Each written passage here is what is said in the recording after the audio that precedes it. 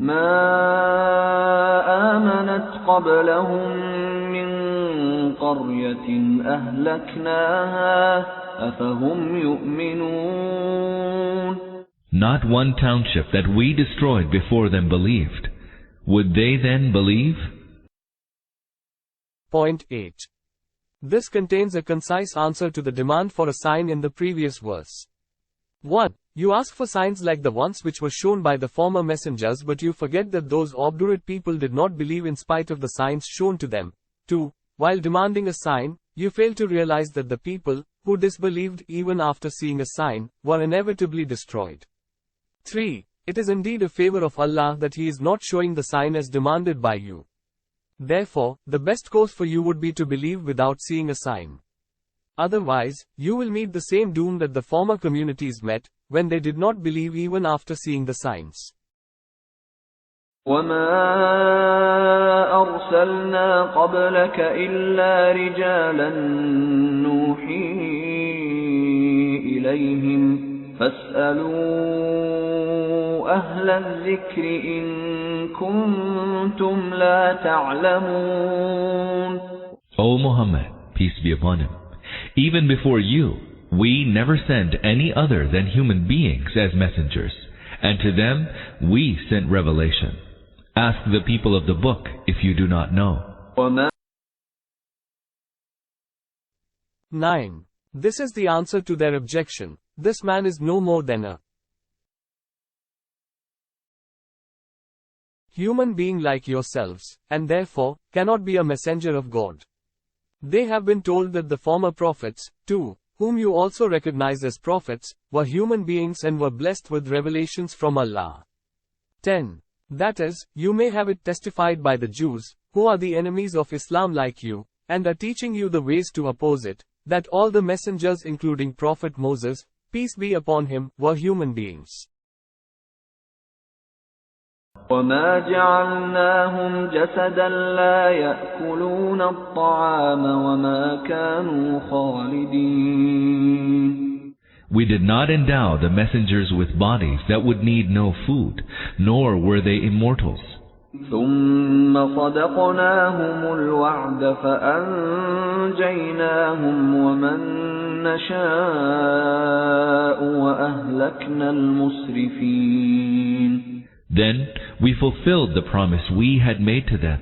We rescued them, and those whom we wished, and we destroyed those who exceeded all bounds. 11. History not only tells us that the former messengers were human beings, but it also contains a lesson that they all received Allah's succor as promised by Him and their enemies were completely destroyed. Therefore you should seriously consider the goal for which you are heading.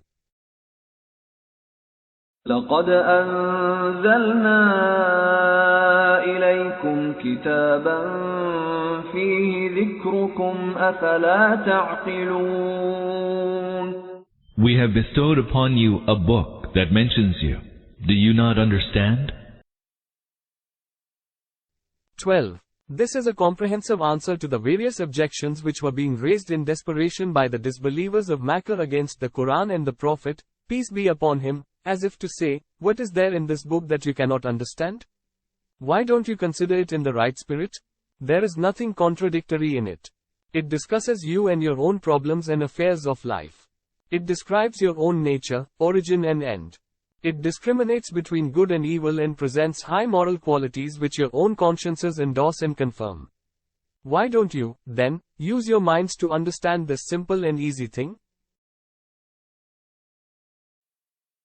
وَكَمْ قَصَمْنَا مِنْ قَرْيَةٍ كَانَتْ ظَالِمَةً وَأَنشَأْنَا بَعْدَهَا قَوْمًا آخَرِينَ. How many a wrongdoing town did we shatter and then raise up another people?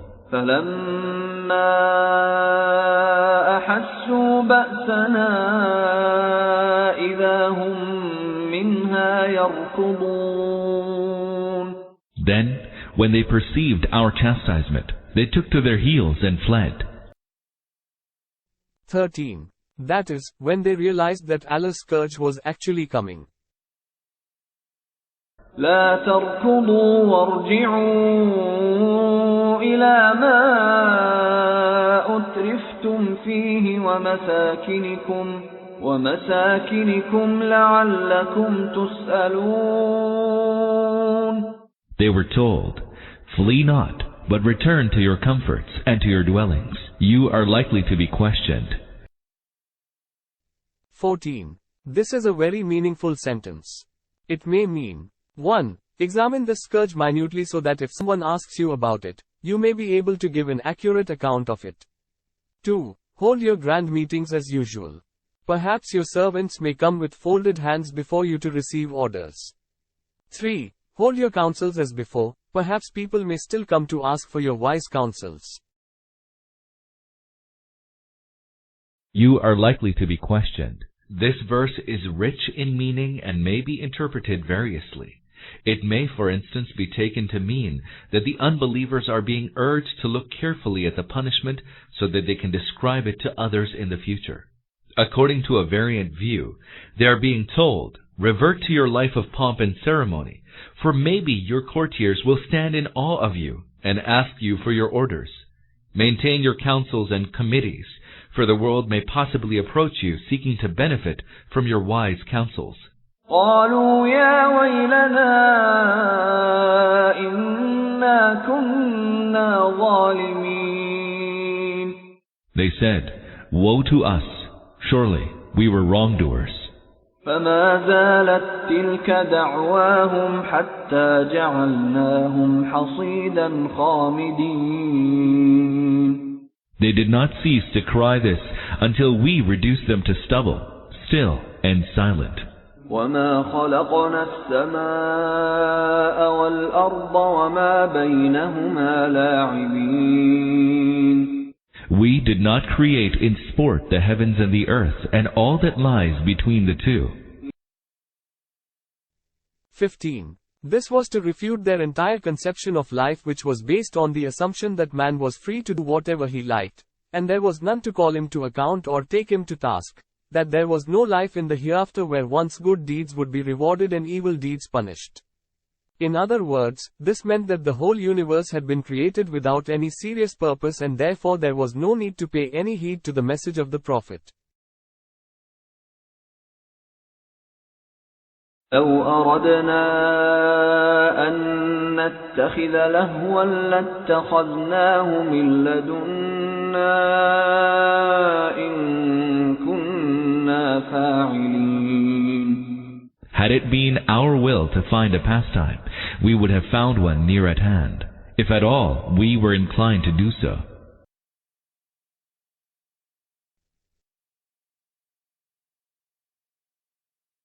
16. That is, this world has been created with a definite purpose and not as a plaything. For, if we had wanted to enjoy a sport, we would have done so without creating a sentient, rational and responsible creature like you. Far be it from us to put man to trial and conflict for the sake of mere fun. بل نقذف بالحق على الباطل فيدمغه فإذا هو زاهق ولكم الويل مما تصفون. Nay, we hurl the truth at falsehood, so that the truth crushes falsehood, and lo, it vanishes. Woe to you for what you utter. 17. That is, the object for which this world has been created is to stage a conflict between the truth and falsehood. And you yourselves know that in this conflict falsehood has always been defeated and destroyed. You should, therefore, consider this reality seriously. For, if you build the system of your life on the false presumption that it is mere fun, you will meet with the same consequences as the former people did, who presumed that the world was a mere show and pastime. Therefore you should reconsider your whole attitude towards the message which has come to you. Instead of making fun of it and scoffing at the messenger, you should take a warning from the fate of the former peoples. وَلَهُ مَنْ فِي السَّمَاوَاتِ وَالْأَرْضِ وَمَنْ عِنْدَهُ لَا يَسْتَكْبِرُونَ عَنْ عِبَادَتِهِ وَلَا يَسْتَحْسِرُونَ. To him belongs whosoever dwells in the heavens and on earth. Those angels that are with him neither disdain to serve him out of pride, nor do they weary of it. 18. From here begins the discourse on the confirmation of Tawheed and the refutation of Shirk, for these were the actual basis of the conflict between the Prophet, peace be upon him, and the disbelievers of Mecca. The line of argument is this: the whole system of the universe is a clear proof that there is one Allah who is its creator, sovereign, ruler, and Lord, and it is a falsehood that there are many gods who are partners in his kingdom and sovereignty, or that there is a supreme God who has under him some minor gods to conduct the affairs of his kingdom. This proof is also based on the preceding verses in which it has been stated that the universe has not been created as a pastime or a plaything, but for a serious purpose, and that there has always been a conflict between the truth and falsehood has always been defeated and destroyed. 19. That is, the angels whom the Mushriks of Arabia believed to be the children of God and worshipped them as partners in Godhead. 20. That is, they are engaged in his service day and night without grumbling or ever feeling wearied. يسبحون الليل والنهار لا يفترون. They glorify him night and day without flagging. أم اتخذوا آلهة من الأرض هم ينشرون. Have they taken earthly gods who are such that they raise up the dead to life? 21. This question has been posed to bring home to the disbelievers that when they themselves believed that there is no being other than Allah who can give life to inanimate matter, why do they then acknowledge other deities besides Allah? لو كان فيهما آلهة إلا الله لفسدتا فسبحان الله رب العرش عما يصفون. Had there been any gods in the heavens and the earth apart from Allah, the order of both the heavens and the earth would have gone to ruins. Glory be to Allah, the Lord of the throne, who is far above their false descriptions of him. 22. This concise sentence contains two arguments. 1. The obviously simple argument is that no institution, no household, not to speak of the vast universe containing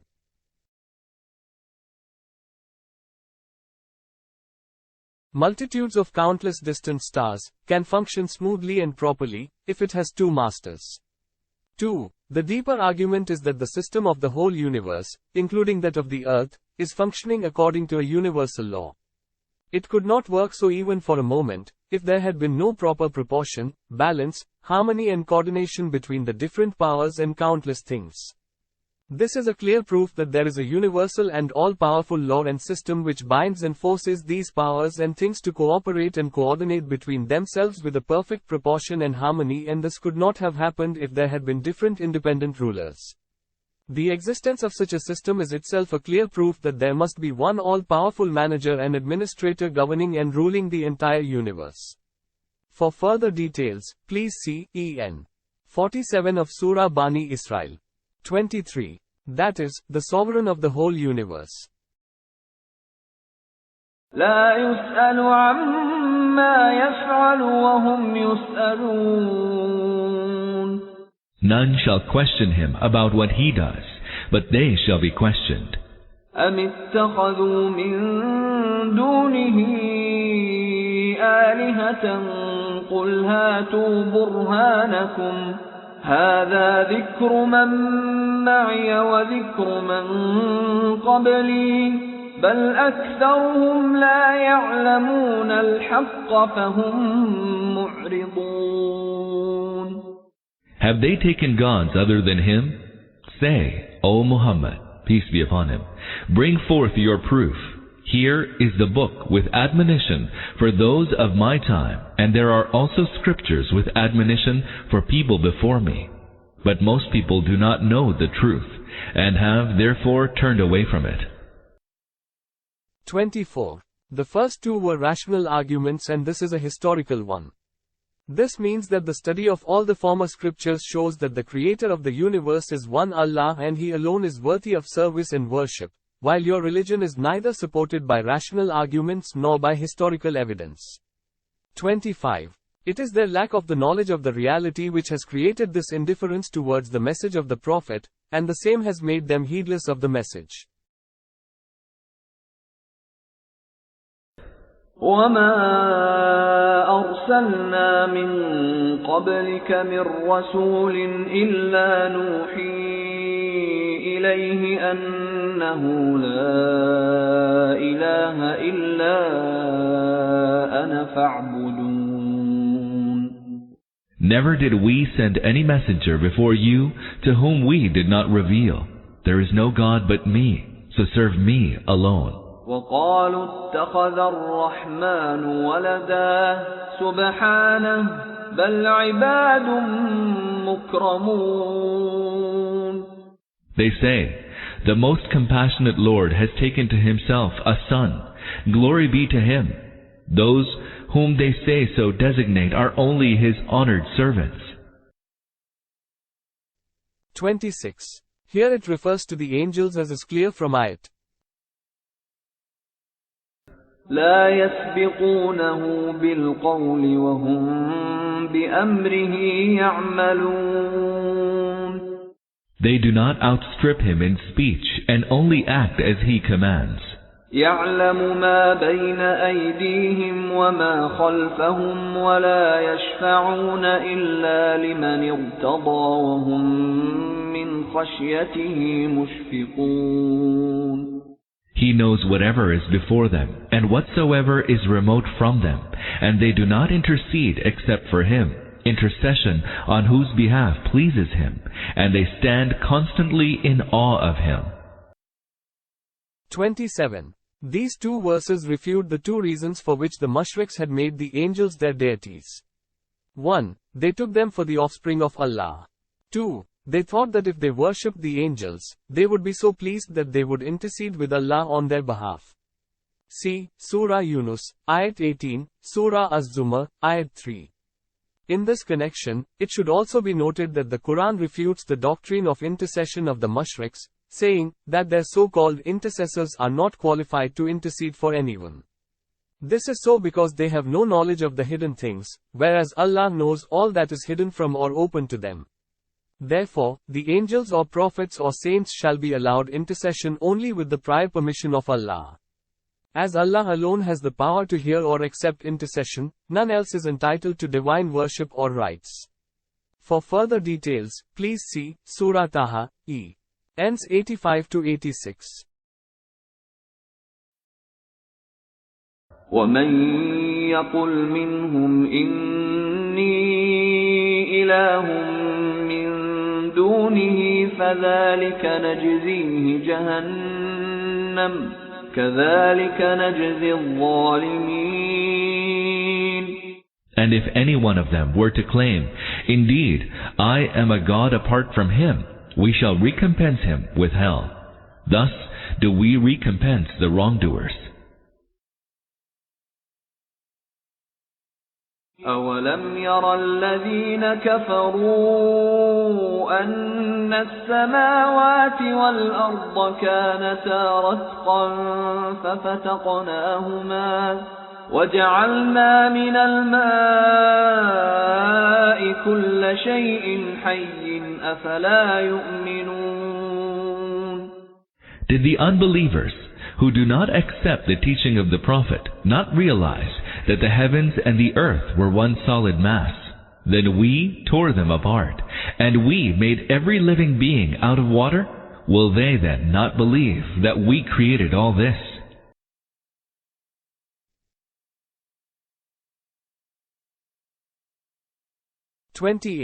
From the wording of the text, it appears that at first the whole universe was a single mass of matter, then it was split into different parts and the earth and the other heavenly bodies were formed. For more details, please see Surah Hamim, ends 13-15. 29. From the wording of the text, it appears that Allah made water the cause and origin of life. See also Surah An-Nur, Ayat 45. 30.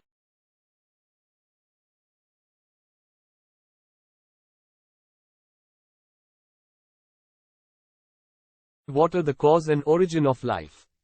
See also Surah An-Nur, Ayat 45.